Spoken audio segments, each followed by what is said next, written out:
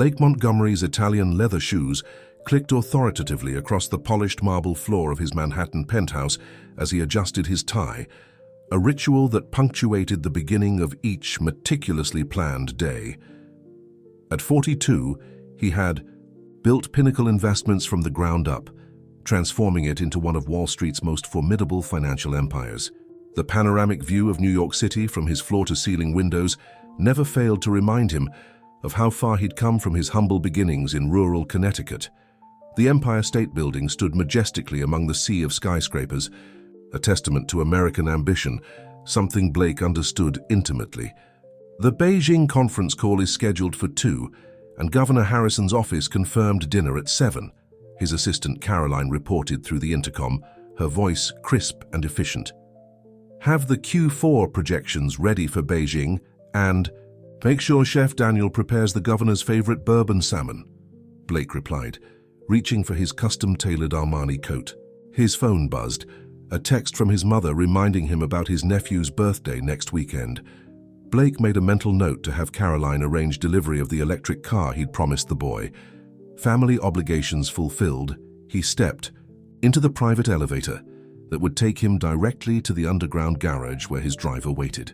The first anomaly in his perfectly orchestrated day came when construction on Fifth Avenue forced his driver to detour through less affluent neighborhoods.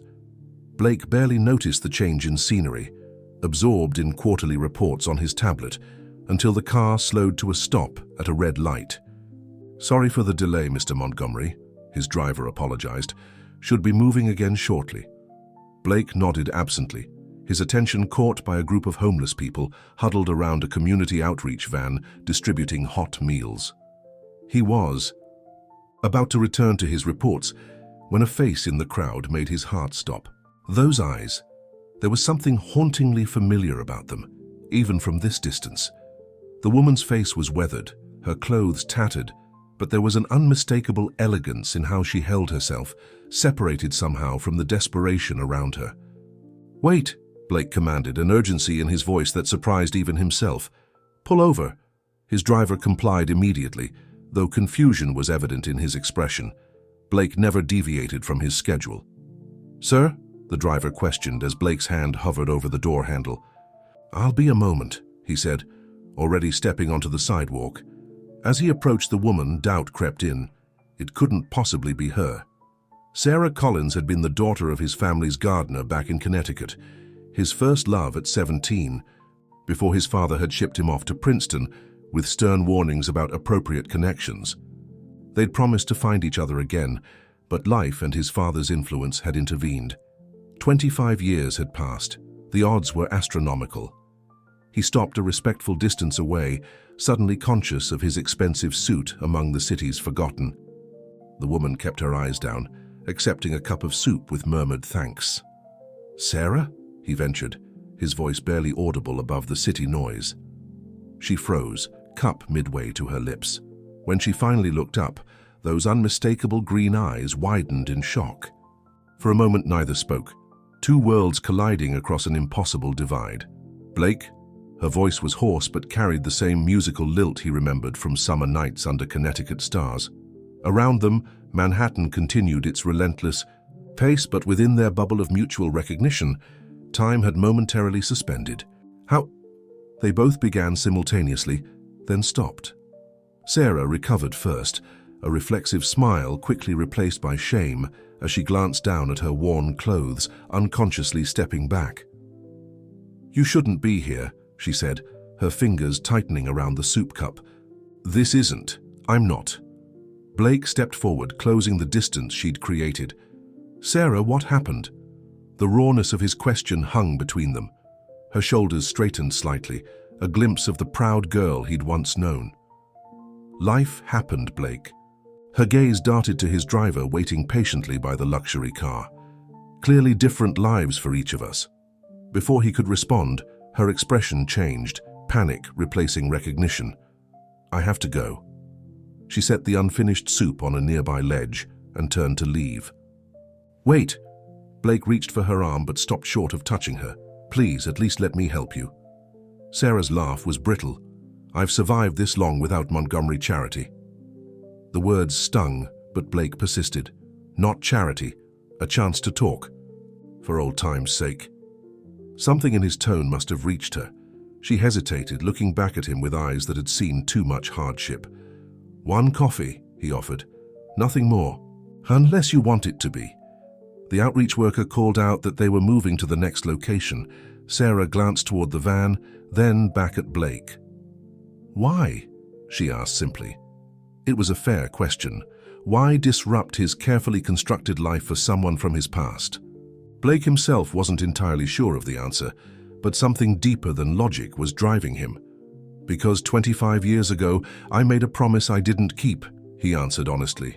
"And I've spent every day since wondering what happened. To the girl who taught me to see stars even in Connecticut's cloudy skies." Sarah's expression softened momentarily, a ghost of that girl visible beneath the years of hardship. "One coffee," she conceded finally. "That's all." Blake nodded, respecting her boundary. "My car is—" "No," she interrupted firmly. "There's a diner 3 blocks from here. I'll meet you there in 20 minutes. Her tone made it clear this was non-negotiable. Blake understood. She needed control of this unexpected encounter. 20 minutes, he agreed. As he watched her walk away, Blake felt something shift inside him, the careful compartmentalization of his life suddenly threatened by memories he'd locked away decades ago. His phone buzzed repeatedly with messages from Caroline, reminding him of meetings and obligations. For the first time in years, Blake Montgomery, titan of Wall Street, ignored his schedule completely. 20 minutes later, he sat in a worn vinyl booth at the back of a greasy spoon diner that would horrify his regular dining companions. The coffee was bitter, the tabletop sticky, but when Sarah walked through the door, her face freshly washed, her hair pulled back, none of that mattered. She slid into the booth across from him, her eyes wary but resolute. "So," she said simply, "where do we start?" Blake looked at the woman before him. Shadows of his first love visible beneath the hardened exterior life had forced upon her, and realized he had no idea. But he knew with sudden clarity that this chance encounter would change everything. The uncomfortable silence between them stretched as Sarah stirred her coffee, avoiding Blake's gaze. The diner buzzed with the midday crowd, truck drivers, office workers from nearby buildings, and the occasional tourist who'd wandered off the beaten path. "You look good," Sarah finally said, a hint of irony in her voice as she gestured vaguely toward his tailored suit. Blake smiled slightly. "And you look—" He paused, searching for the right words. "Like I've been living on the streets," she finished for him, her directness unchanged after all these years. "Because I have. On and off, for about 3 years now." Blake leaned forward. "What happened, Sarah? Last I knew, you were headed to NYU on a scholarship." Her eyes clouded with memories. "I was. Graduated with honors in early childhood education."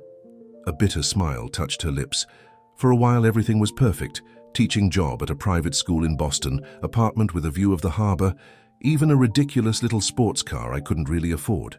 "Sounds like you were doing well," Blake observed, trying to reconcile this story with the woman sitting across from him. Sarah's fingers tightened around her mug. "I was, until I wasn't." She took a deep breath. The recession hit. School. Budget cuts followed, and suddenly, I was just another unemployed teacher in a city full of them. Blake nodded. He remembered that time well. His firm had profited enormously from the market volatility, while millions of Americans had lost everything. "I moved back to New York, took whatever jobs I could find," Sarah continued. "Substitute teaching, tutoring, even waitressing. Then my apartment building was sold to developers for luxury condos, and the new rent was—" She shrugged. "Well, let's just say not in a teacher's budget." It was a familiar story in the city's relentless gentrification, but Blake sensed there was more she wasn't telling him. "That's rough, but you're resourceful, Sarah. Always were. There's something else, isn't there?" The directness of his question caught her off guard. She glanced up, meeting his eyes fully for the first time. "Some things don't change," she murmured. "You always could read me better than anyone." "There are—" Server interrupted, refilling their cups with the diner's mediocre coffee. When she left, Sarah's demeanor had changed, a new guardedness in her posture. Why are you really here, Blake? Curiosity? Nostalgia? Or is this some kind of charity case to make yourself feel better about how life turned out? The accusations stung, but Blake recognized it as the defensive mechanism it was. I'm here because seeing you brought back everything I felt 25 years ago, he answered honestly. And because I want to help not out of pity, but because once upon a time you were the most important person in my world. Sarah's expression softened slightly. We were kids. We were real, Blake countered. Sad smile touched her lips. Maybe we were. Blake reached across the table, stopping just short of touching her hand. Let me help you get back on your feet. A place to stay, some clothes, help finding a job. No strings attached. Sarah's laugh was hollow. There are always strings, Blake. She studied him for a moment. You're married. Divorced 5 years now. Caroline kept the Hamptons house, I kept the company, no kids. He hadn't meant to add that last part, but something in Sarah's expression made him curious. You, she looked down at her coffee. Never married. A pause, heavy with unspoken words. But there was someone. A long time ago. Blake waited, sensing she was building towards something significant. His name was Michael, finance guy, ironically enough. Not your league, she added with a hint of her old teasing smile, but ambitious. When I told him I was pregnant, he made it very clear that a child wasn't in his 5-year plan. Blake felt a cold shock of surprise. You have a child? Sarah's eyes filled with tears she stubbornly refused to let fall. Had, she corrected quietly. A daughter. I was 28. Alone and terrified, but I wanted her so badly. Her voice broke slightly. I named her Lily. Blake remained silent, giving her space to continue her story. After she was born, I tried to make it work. Really tried. But between medical bills, childcare costs, and rent, I couldn't keep my head above water. My parents were gone by then. No siblings, and Michael had made it clear he wanted nothing to do with us. Sarah's hands trembled slightly, and she clasped them together to still them. I had to make the hardest decision of my life. There was this couple, the Wilsons. They couldn't have children of their own. David was a pediatrician, Emma an elementary school principal. They'd been looking to adopt for years. Understanding dawned on Blake. You gave her up. Sarah nodded, a single tear escaping despite her efforts. They promised an open adoption, but after a few years they moved to Chicago for David's work. The letters, the photos became less frequent, then stopped altogether. That was 12 years ago. She'd be, 16 now? Blake calculated. 17. Next month, Sarah confirmed, a mother's instinctive knowledge. Sometimes I walk past high schools wondering if I'd even recognize her. She wiped the tear away with a quick, embarrassed gesture. And that's my tragic backstory. Does it satisfy your curiosity? Blake ignored her attempt to push him away. Where are you staying tonight? Sarah stiffened. I'm fine. There's a women's shelter on... No, Blake interrupted firmly. I have a guest apartment in my building. It's empty, furnished, and has its own entrance. You can stay there while you figure out your next steps. No expectations, no strings. Why would you do that? Sarah demanded, suspicion clear in her. Blake considered his answer carefully. Because 25 years ago, my father paid me to break your heart, and I've regretted my cowardice every day since. The color drained from Sarah's face. What? He came to me the night before I left for Princeton, said you would hold me back, that you weren't Montgomery material, offered to double my allowance if I cut ties cleanly. Blake's voice was steady, though the shame of the memory burned fresh.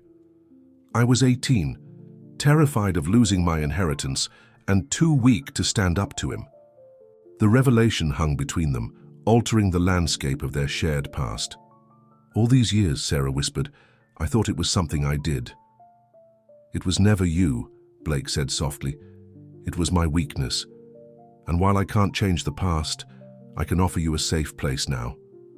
No pressure, no expectations. Just a chance to get back on your feet. Sarah studied him, weighing his words against 2 decades of survival instincts. The apartment has a separate entrance, she finally asked. Blake nodded. Completely private. Stay a day, a week, as long as you need. If you're uncomfortable, you can leave any time. Sarah took a deep breath.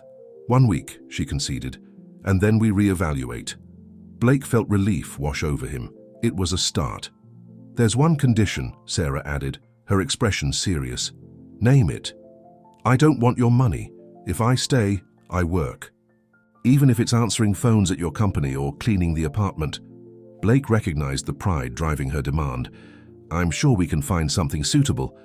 As they left the diner, Blake noticed Sarah clutching a small worn photo.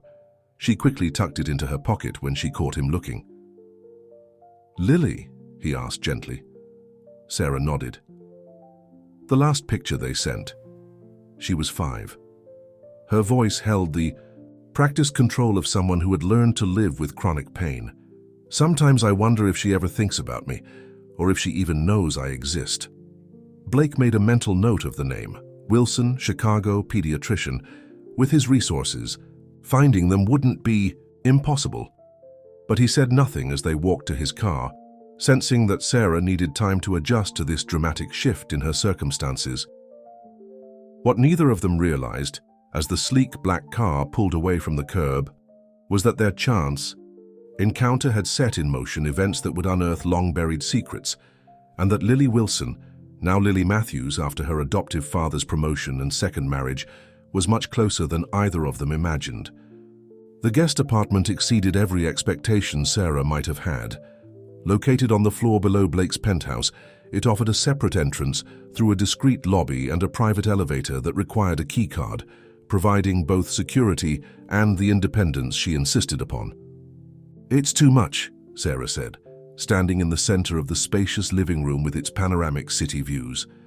Her few belongings, a backpack containing spare clothes, toiletries, and the precious photo of Lily, looked absurdly out of place against the backdrop of luxury.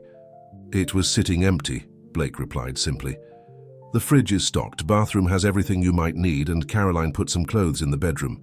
She has good taste and a good eye for sizes. Sarah raised an eyebrow. Your assistant shops for all your homeless friends? Blake smiled, pleased to see glimpses of the spirited girl he remembered. Caroline is discreet and efficient. She didn't ask questions. But she had them, Sarah noted shrewdly. Naturally. I broke 3 appointments today without explanation. In Caroline's world, that's equivalent to a natural disaster. He moved toward the door. I'll leave you to settle in. My number is on the counter if you need anything. Sarah nodded, clearly overwhelmed but determined not to show it. About the work arrangement. We'll discuss it tomorrow, Blake assured her. Get some rest tonight. After he left, Sarah stood motionless in the apartment that was larger than any place she'd ever lived. Slowly, she moved to the window, gazing out at the city that had both built and broken her. Somewhere out there was her daughter. Not the 5-year-old from the photo, but a teenager now with dreams and challenges of her own. Where are you, Lily? She whispered to the glass. 17 miles away in Greenwich, Connecticut, Lily Matthews sat at her bedroom desk, staring at her college application essay with growing frustration. Around her, evidence of privilege was apparent. Designer clothes, the latest technology, trophies from equestrian competitions. Yet something had always felt missing in her carefully curated life. Lily, dinner in 10 minutes, Emma Wilson Matthews called up the stairs. Coming, Mom, she replied automatically, though the word Mom had begun to feel strange in her mouth. Ever since she'd found the adoption papers 3 months ago, hidden in a filing cabinet, while searching for her birth certificate for a passport application. The discovery had shattered her understanding of herself. Her parents, or rather her adoptive parents, had yet to realize she knew the truth. She'd said nothing, instead conducting her own secret investigation online, searching for any trace of a woman named Sarah Collins who might have given up a baby 17 years ago. So far, her efforts had yielded nothing concrete. Sarah Collins was a frustratingly common name, and without more specific information, Lily felt like she was searching for a ghost. Her phone buzzed with a text from her father, her adoptive father, she corrected mentally, informing her that he would be home late from the hospital again. Dr. David Matthews, formerly Wilson before his remarriage to Kathleen Matthews 6 years ago, was now chief of pediatrics at NYU Langone in Manhattan. The family had relocated back to the New York area from Chicago when Lily was 11, a movie. That had been presented as a tremendous career opportunity. Now Lily wondered if there had been other motivations. She clicked open a browser tab, one she kept carefully hidden from her parents, that contained a partially completed form for a genetic testing service that promised to connect users with biological relatives. Her finger hovered over the purchase button, her heartbeat quickening. If she went through with this, there would be no turning back. A soft knock on her door startled her into quickly closing the tab. "Hey, sweetheart," Emma said, poking her head in. "How's the essay coming?" Lily managed to smile. "Getting there. Harvard wants unique, but not too unique, you know?" Emma laughed, crossing the room to place a gentle hand on her daughter's shoulder. "You're overthinking it. Just be yourself. That's more than enough." The irony of those words wasn't lost on Lily. How could she be herself when she didn't know who that was anymore? "Mom," she began hesitantly, "do you ever think about where we come from? Like, what makes us who we are?" Something flickered in Emma's eyes. Awareness, perhaps, but it was quickly masked with casual interest. "That's quite philosophical for a college essay. Are you taking an existential approach?" Lily shrugged, losing her nerve. "Just exploring some ideas." Emma studied her face a moment too long. "Well, dinner's ready. Whenever you are. Kathleen made that pasta you like." After Emma left, Lily reopened the genetic testing tab and with a decisive click made the purchase. 2 to 3 weeks, the confirmation page promised, and she might have answers. Back in Manhattan, Blake sat in his home office, phone pressed to his ear. "I need everything you can find on a David Wilson pediatrician, formerly of Chicago, now, possibly in the New York area," he instructed. "And his wife, Emma, possibly in education. They adopted a daughter named Lily, approximately 17 years ago." The private investigator on the other end asked no questions beyond the necessary details. Blake Montgomery was a valuable client, and his requests were handled with the utmost discretion. "And Blake," Sarah's voice came from the doorway, startling. "Him. What exactly do you plan to do with this information?" Blake ended the call facing Sarah's accusatory stare. She'd showered and changed into some of the clothes Caroline had provided. Simple jeans and a sweater that fit her slender frame. "Perfectly. How much did you hear?" he asked, neither confirming nor denying her suspicion. "Enough." She entered the office, her posture defensive. "You have no right to interfere in Lily's life, no right at all." Blake gestured for her to sit, which she did reluctantly. "I'm not interfering. I'm gathering information. Whether you choose to use it is entirely up to you."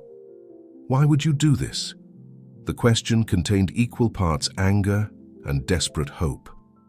Blake considered his answer carefully. "Because I've spent 25 years wondering what if. I don't want you to spend the rest of your life wondering the same about your daughter." Sarah's expression crumpled slightly. "She has parents who love her. A good life, by the sound of it." "That doesn't erase your place in her story," Blake said gently. "Knowledge is power, Sarah. Once we know where she is, what her life is like, you can make an informed decision about whether to reach out." Sarah was quiet for a long moment. "I gave up that right when I signed the adoption papers." "You gave up custody, not your connection," Blake countered. "She's 17, nearly an adult.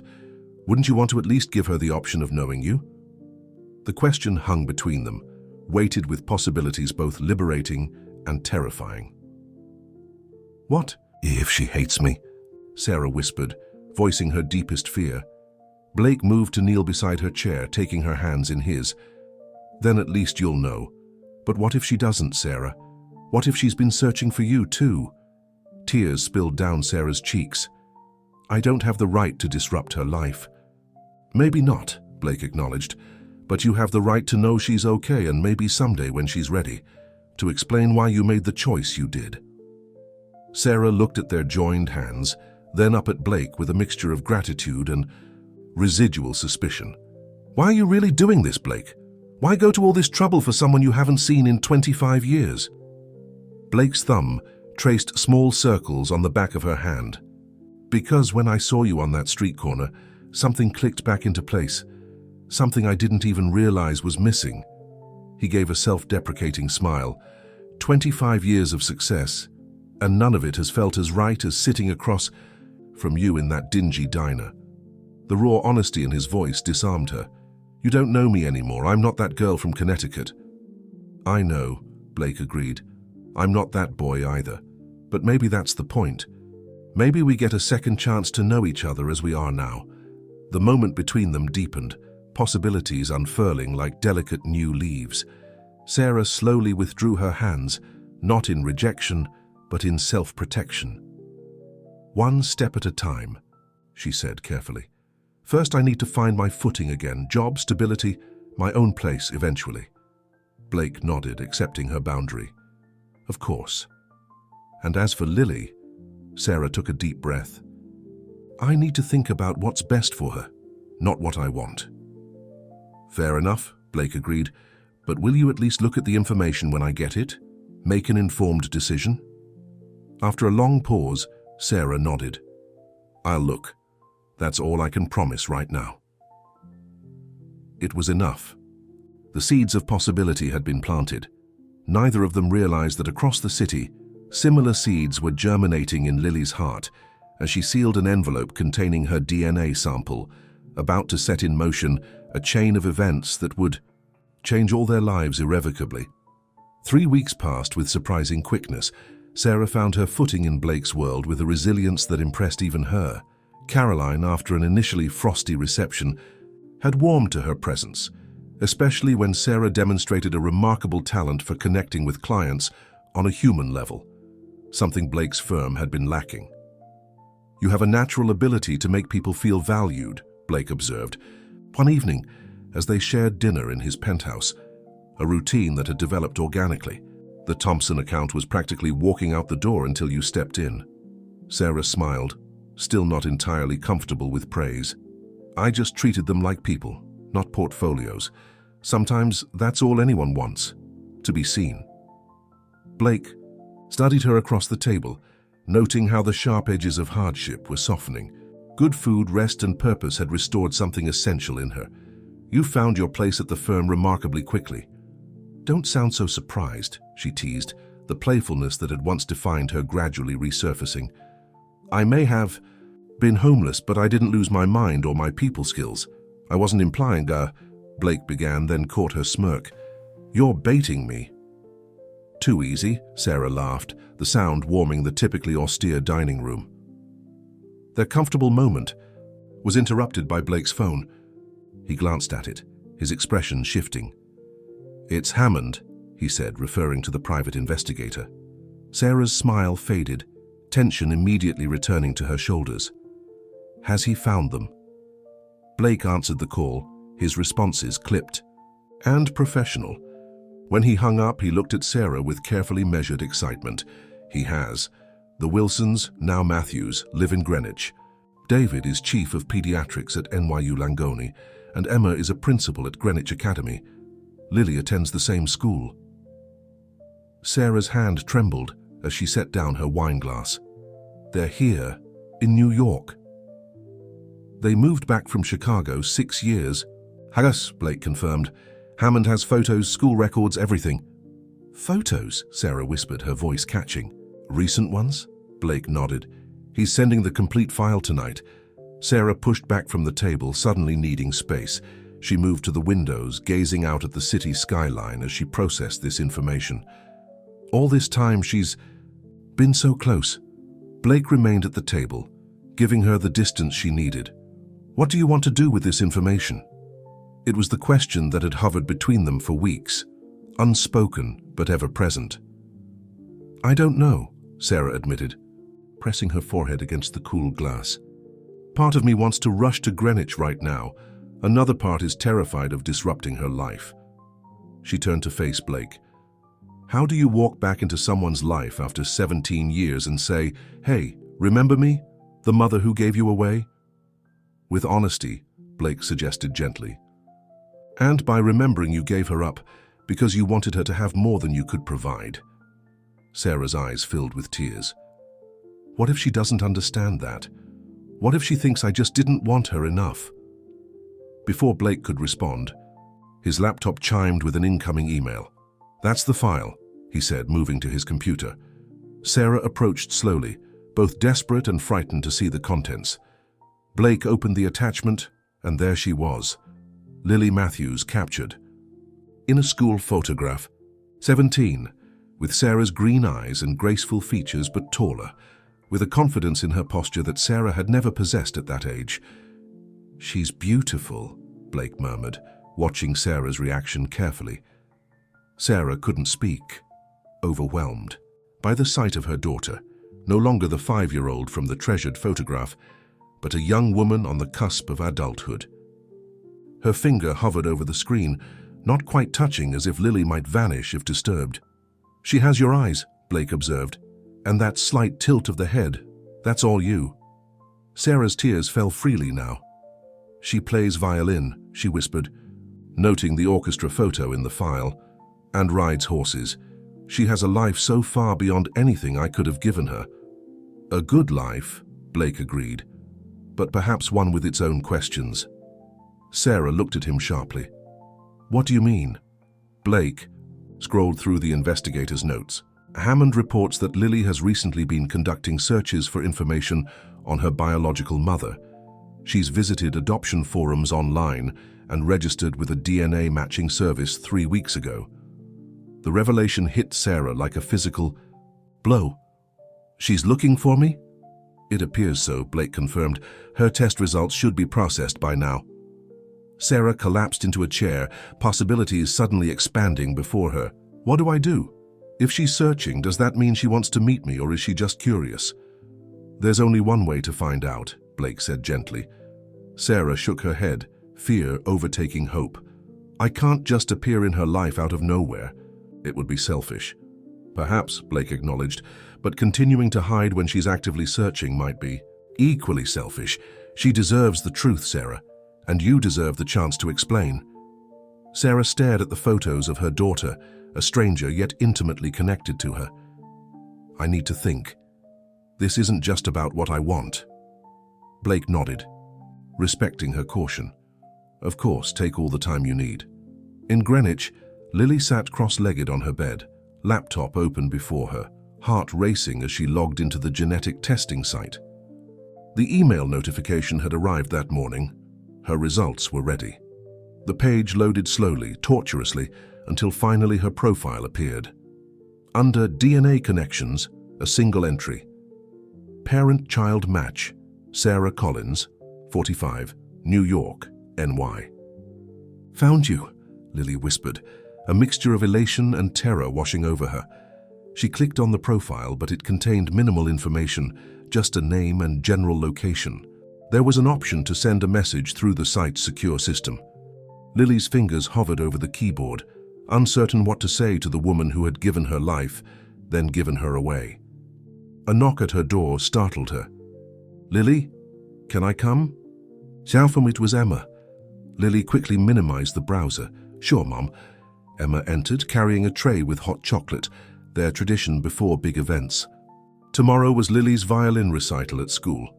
Thought you might need a pre-performance boost, Emma said, setting the tray on the nightstand. Thanks, Lily smiled, guilt mingling with love, as she looked at the woman who had raised her with such devotion. Emma sat on the edge of the bed, nervous about tomorrow. A little, Lily admitted, though the recital was now the least of her concerns. Emma studied her daughter's face. There's something else bothering you. You've been distant lately. Lily hesitated, caught between truth and protection. I've just been thinking a lot about the future, college, who I really am. Something in her phrasing made Emma's expression shift subtly. Lily, she began carefully, you know you can talk to me about anything, right? The opening was there, a perfect moment to reveal what she knew.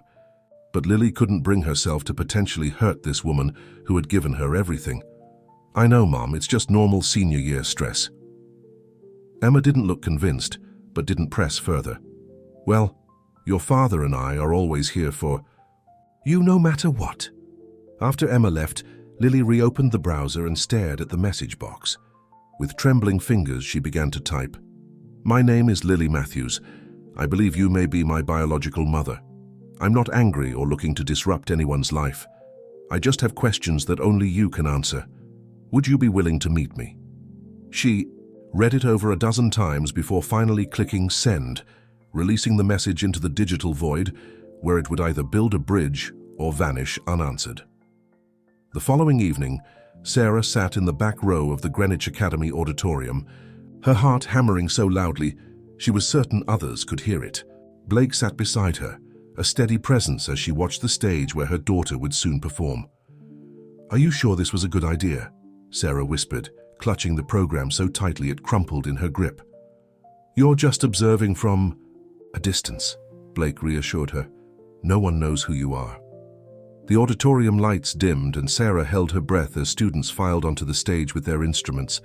And then she saw her, Lily Matthews, poised and elegant in a black dress, violin tucked confidently under her chin. Sarah pressed a hand to her mouth to stifle a sob of recognition. That's her, she whispered unnecessarily. Blake's hand found hers in the darkness, offering silent support as the orchestra began to play. Sarah barely heard the music, transfixed by the sight of her daughter, the graceful movements of her bow, the serious concentration on her face that occasionally yielded to quiet joy when the melody soared. In the third row, Emma and David Matthews watched with parental pride, unaware of the woman who had given birth to their daughter, sitting just rows behind them. Sarah studied them too, the couple who had raised Lily, given her opportunities, loved her as their own. There was no resentment in her heart, only gratitude tinged with bittersweet loss. When Lily stepped forward for her solo, Sarah felt every note resonate through her body, as if the music formed a tangible connection between them. For those few, precious minutes mother and daughter existed in perfect harmony, though only one knew of the bond they shared. As the recital ended and the audience applauded, Sarah caught a clearer view of Lily as she took her bow. There was something in her expression, a searching quality, a hint of someone looking for something just beyond reach that Sarah recognized from her own reflection. She's looking, Sarah whispered to Blake as they slipped out before the crowd. Not just online, she's searching. Blake nodded, understanding the weight of this observation. Perhaps it's time to answer her call. Later that night, Sarah opened her laptop to find a message notification from the DNA matching service, a service Blake had encouraged her to join 3 weeks earlier, just in case. With trembling fingers, she clicked to open it and read the words that would forever change her life. My name is Lily Matthews. I believe you may be my biological mother. Sarah read Lily's message for perhaps the 100th time, cursor hovering over the reply button. 3 days had passed since the recital, since receiving these words that had simultaneously fulfilled her deepest hope and triggered her greatest fear. Blake had given her space, understanding that this decision could not be rushed or influenced. What would you do? She finally asked him, looking up from her laptop where they sat in his living room, the city lights twinkling beyond the windows. Blake considered carefully before answering. I can't tell you what to do, but I know what it's like to live with regret, to wonder what if for decades. Whatever you decide, make sure it's a choice you can live with. Sarah took a deep breath and began typing. Dear Lily, yes, I am your birth mother. I've thought about you every day for 17 years. I would be honored to meet you if you're sure that's what you want. Whatever questions you have, I promise to answer with complete honesty. The choice of when and where is entirely yours. She read it aloud to Blake, seeking reassurance. It's perfect, he said. Direct, honest, and it puts the control in her hands. Sarah nodded, gathering her courage, and clicked send before she could second-guess herself. The response came faster than she expected, barely 30 minutes later. There's a cafe called Evergreen on the edge of Greenwich. This Saturday at 2 p.m. I haven't told my parents yet. I hope that's okay. Sarah's hands shook as she showed Blake the message. Saturday, she whispered. That's only 3 days away. Blake squeezed her shoulder gently. Do you want me to come with you? I could wait nearby, give you both privacy, but be there if you need support. The offer touched her deeply. Would you? I don't know if I'm brave enough to do this alone. You're one of the bravest people I've ever known, Blake said with quiet certainty. But you don't have to do this alone. Not anymore. Saturday arrived, with crisp autumn sunshine that belied Sarah's inner turmoil. She changed outfits 4 times, agonizing over the impression she would make. Too formal might seem unapproachable. Too casual might appear as though she wasn't taking this momentous meeting seriously enough. You look fine, Blake assured her as they drove to Greenwich, his Bentley purring along the highway. Perfect, actually. Sarah smoothed her simple, blue dress nervously. What if she takes one look at me and changes her mind? She won't, Blake said confidently. She's been searching for you, and from what we saw at the recital, she has your determination. The cafe was a charming converted Victorian house, with gingerbread trim and a wide front porch dotted with tables. Sarah arrived 20 minutes early, selecting a quiet corner inside with a view of the entrance. Blake took a seat at the opposite end of the cafe, close enough to provide moral support, but far enough to give them privacy. At exactly 2 o'clock, the bell above the door chimed, and Sarah's heart stopped. Lily Matthews stood in the doorway, looking somehow both confident and vulnerable in jeans and a cream-colored sweater, scanning the room with those unmistakable green eyes, Sarah's eyes. Their gazes locked, and for a moment, the world around them seemed to fade. Recognition passed between them, not just physical resemblance, but something deeper, more primal. Lily approached slowly, each step deliberate, as if giving herself time to change her mind. Sarah? She asked, her voice steady despite the emotion evident in her eyes. Sarah nodded, unable to speak past the lump in her throat. She gestured to the empty chair across from her, which Lily took after a moment's hesitation. Thank you for coming, Sarah finally managed, her voice barely above a whisper. I wasn't sure I would, Lily admitted, with a frankness that reminded Sarah startlingly of herself. I almost turned around 3 times on the way here. I'm glad you didn't, Sarah said softly. Lily studied her face intently, cataloguing similarities and differences. We have the same eyes. Yes, Sarah agreed, and the same stubborn chin, according to my mother. A small smile touched Lily's lips. My mom, Emma, always says I got my stubbornness from somewhere, but it wasn't from her. The mention of Emma created a momentary tension. They don't know you're here, Sarah stated rather than asked. Lily shook her head. Not yet. I needed to see you first, to understand. A waitress approached, breaking the intensity of the moment. They both ordered tea, grateful for the brief interruption to collect their thoughts. I have so many questions, Lily said when they were alone again. But now that I'm here, I don't know where to start. Sarah took a deep breath. Start wherever you need to. I promise to answer everything honestly. Lily's fingers traced the edge of the table.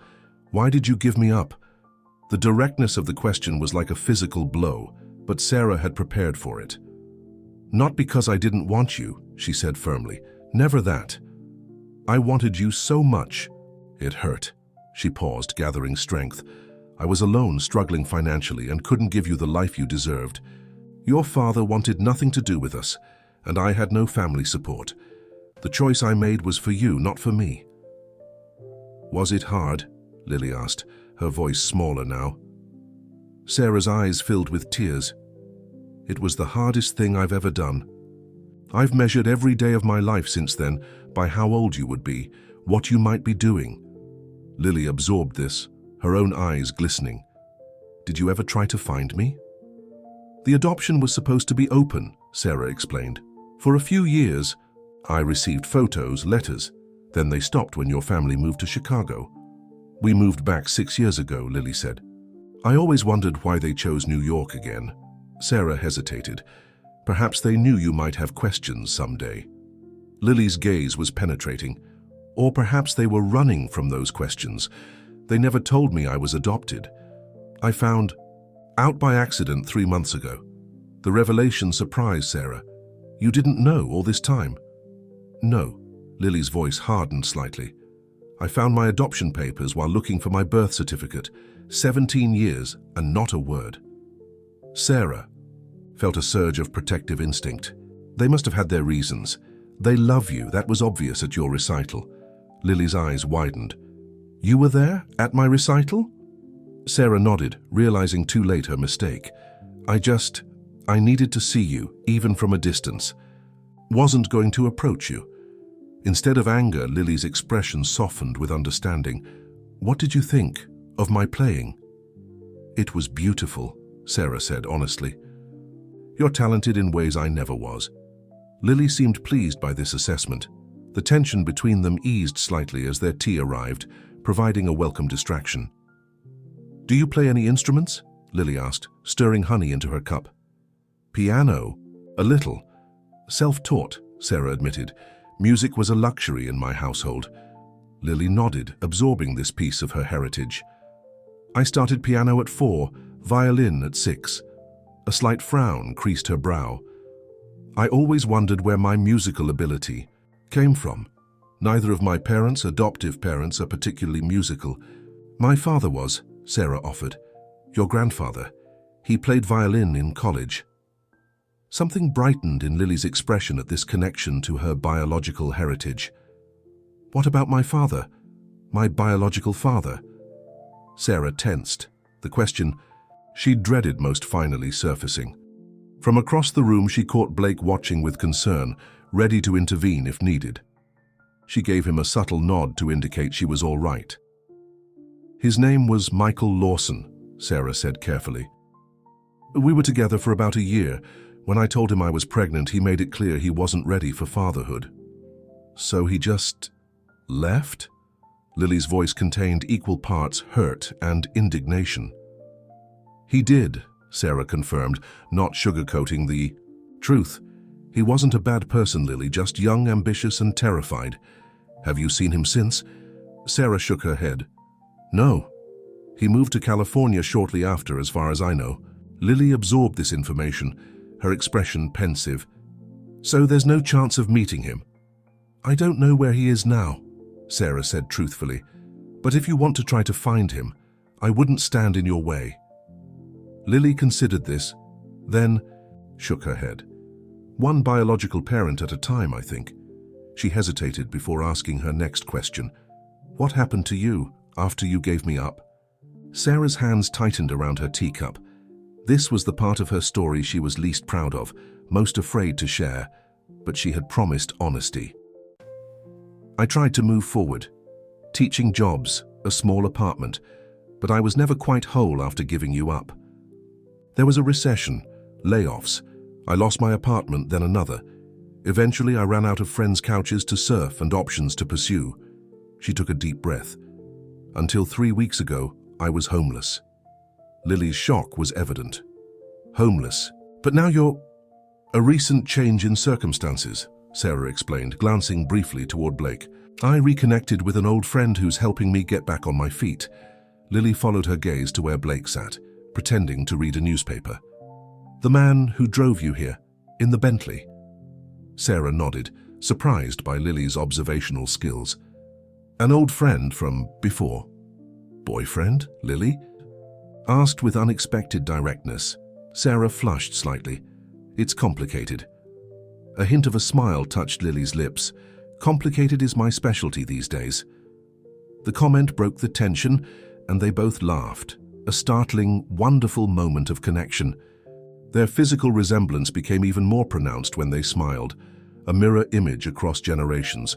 They talked for nearly 2 hours, carefully navigating the complex territory of their shared history and separate lives. Sarah learned about Lily's dreams of attending Juilliard, her love of horseback riding, her struggles with calculus. Lily absorbed stories of her biological family, grandparents she would never meet, cousins she didn't know existed, the genetic origins of her green eyes and musical talent. As their time together drew to a close, an unspoken question hung between them. What happens now?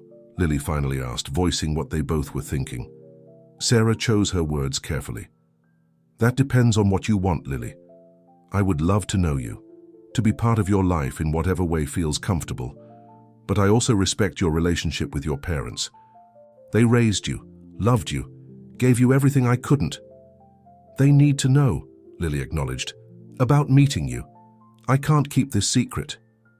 No, Sarah agreed. Secrets have a way of causing more harm than the truth. Lily hesitated. Would you? Would you be willing to meet them? Maybe not right away, but eventually. The question caught Sarah off guard. If they're open to it, yes, absolutely. Something resolved in Lily's expression. I'll talk to them tonight. As they prepared to leave, an awkward moment arose. How to say goodbye. A handshake seemed too formal, a hug perhaps too presumptuous. Lily solved the dilemma by impulsively reaching for Sarah's hand, squeezing it briefly. Thank you, she said simply, for being honest, for being here.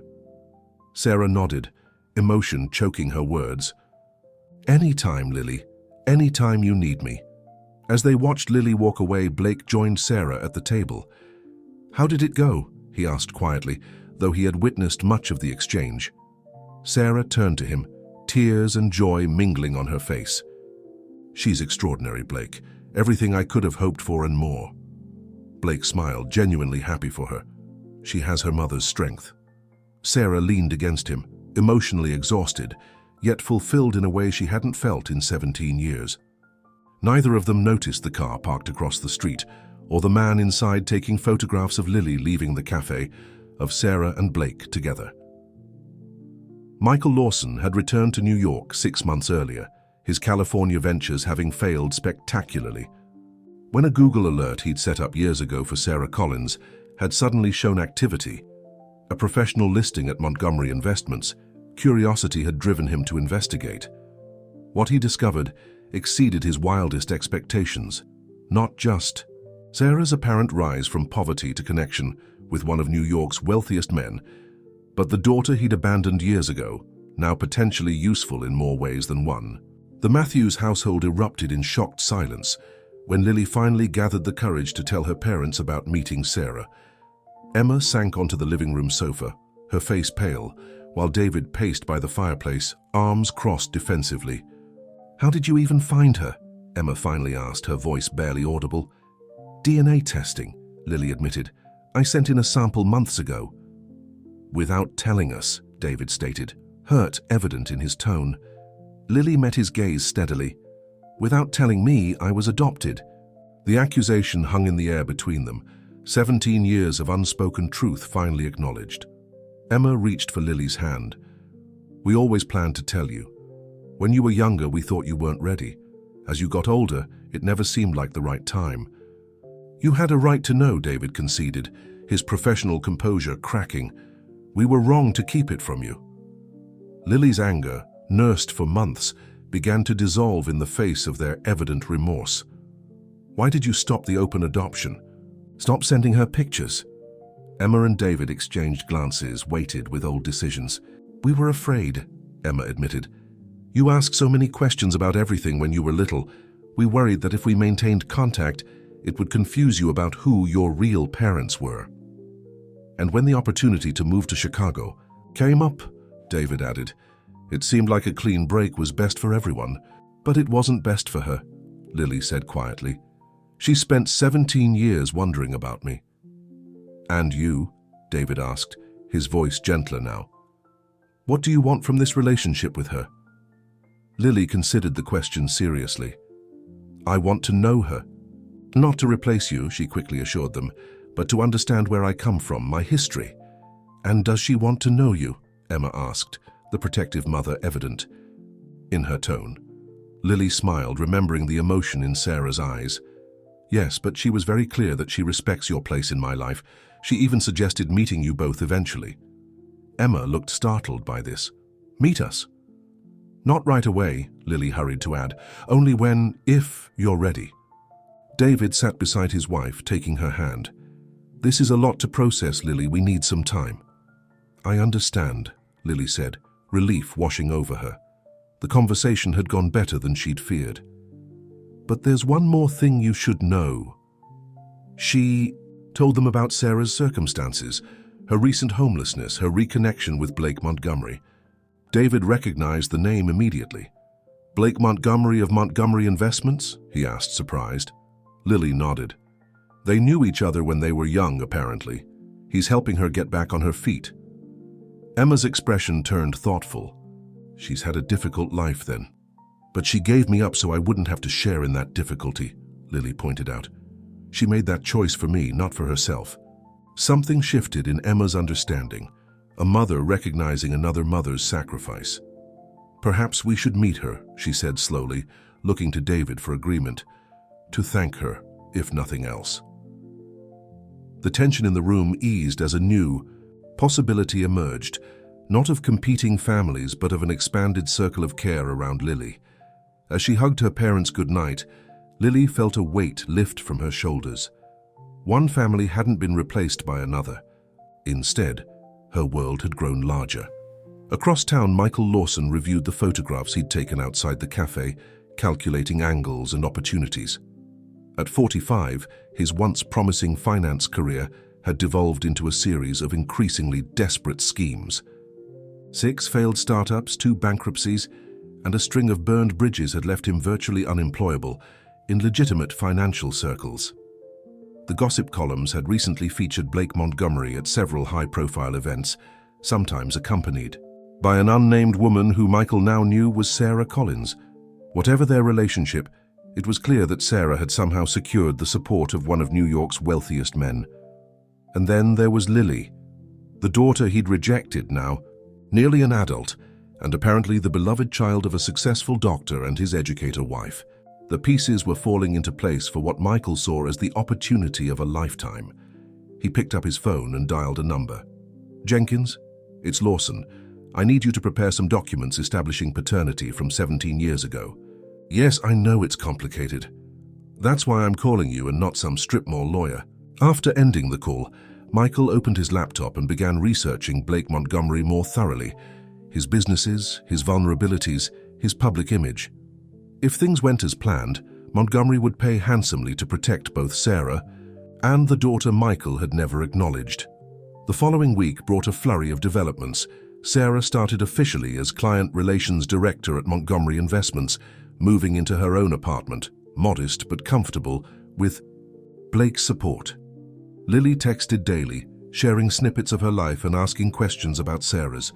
And most surprisingly, Emma Matthews reached out through Lily to suggest a meeting, dinner at their home in Greenwich. "Are you sure you're ready for this?" Blake asked, as he drove Sarah to the Matthews house that Friday evening. Sarah clutched a bouquet of flowers, her anxiety palpable. "No, but it needs to happen." She glanced at him gratefully. "Thank you for driving me, for being here through all of this." Blake took her hand briefly before returning it to the steering wheel. "There's nowhere else I'd rather be." The simple statement held layers of meaning that had been developing between them over the past weeks. The Matthews colonial home sat on a tree-lined street, impressive without being ostentatious.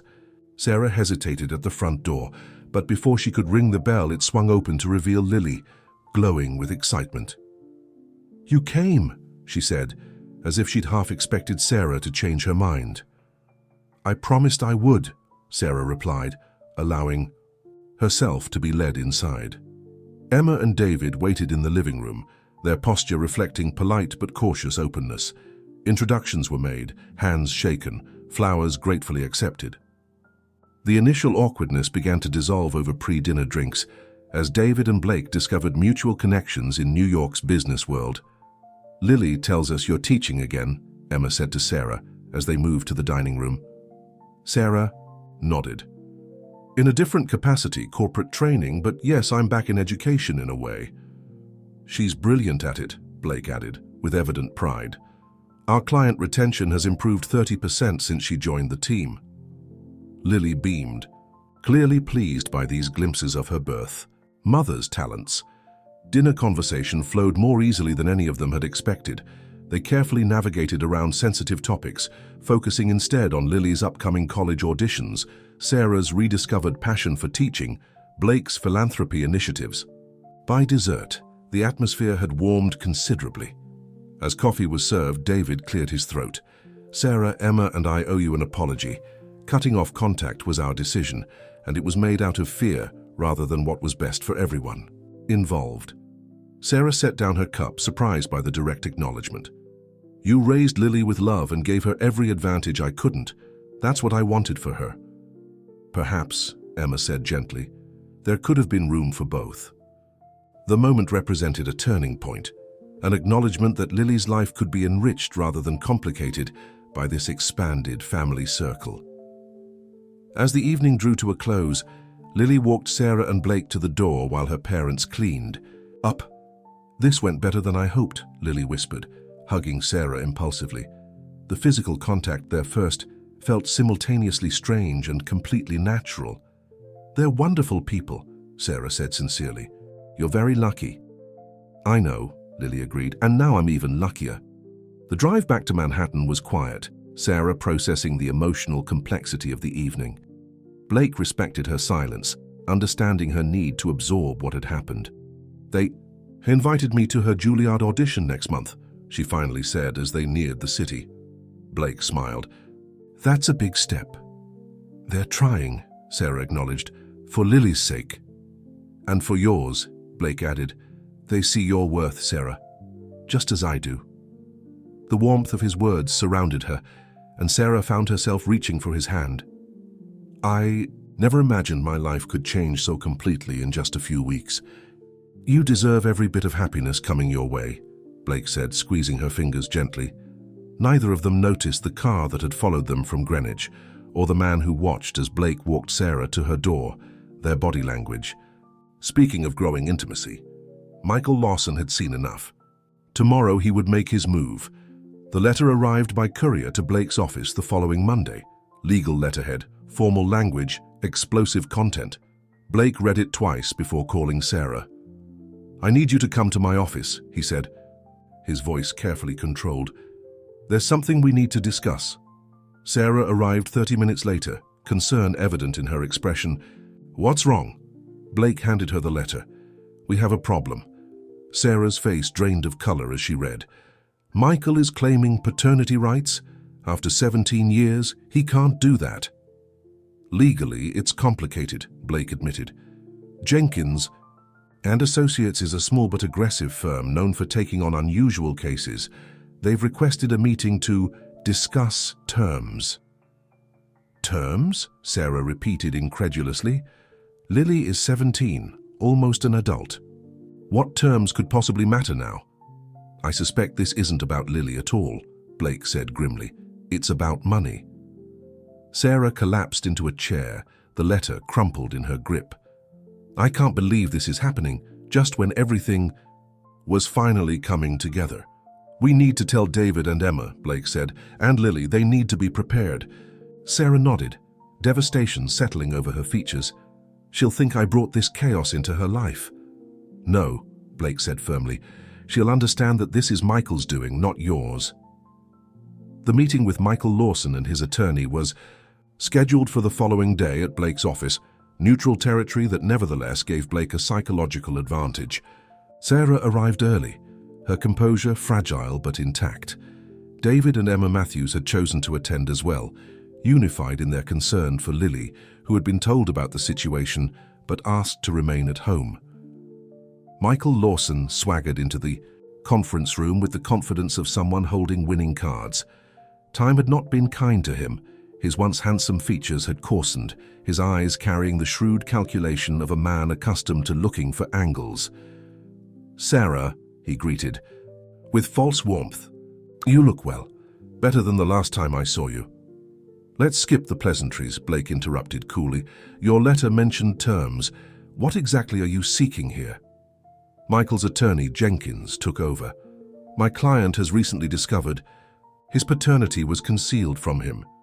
He seeks reasonable compensation for the emotional distress and loss of relationship with his biological daughter." "That's absurd," David Matthews said, speaking for the first time. "He abandoned Sarah when she told him she was pregnant. He knew about the child." "A misunderstanding," Jenkins replied smoothly. "Mr. Lawson was young and frightened, but has regretted his actions every day since. Sarah couldn't contain her disbelief. You've never once reached out in 17 years, Michael. Not one attempt to find out if I had the baby, if we were okay.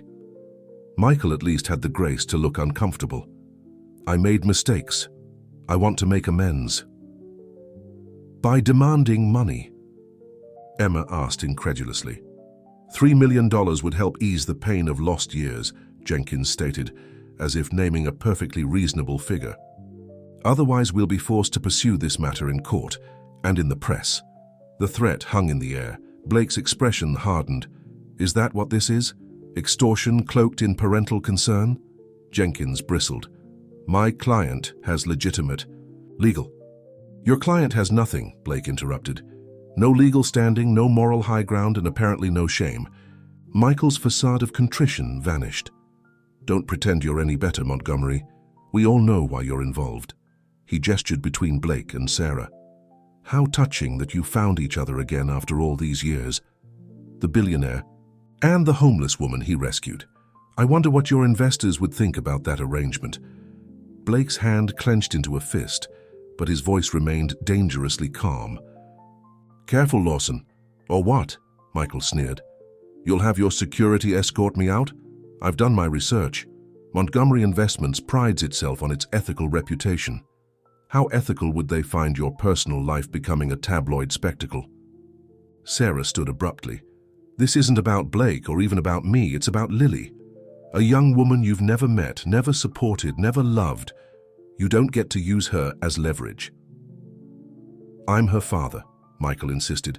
Biologically, legally, you're to nothing to her, David Matthews said with quiet certainty. And our daughter is not for sale. Michael's expression turned ugly. Then I'll see you all in court. By the time I'm finished, your perfect family will be splashed across every newspaper in the country. How do you think that will affect Lily's precious Juilliard audition? Emma stood, facing Michael with maternal fury. You don't even know her. You don't know that she practices 6 hours a day, that she volunteers teaching music to underprivileged children, that she cries during sad movies and laughs until she snorts when she's truly happy. You know nothing about the amazing person she's become without you. Michael faltered momentarily before recovering his bravado.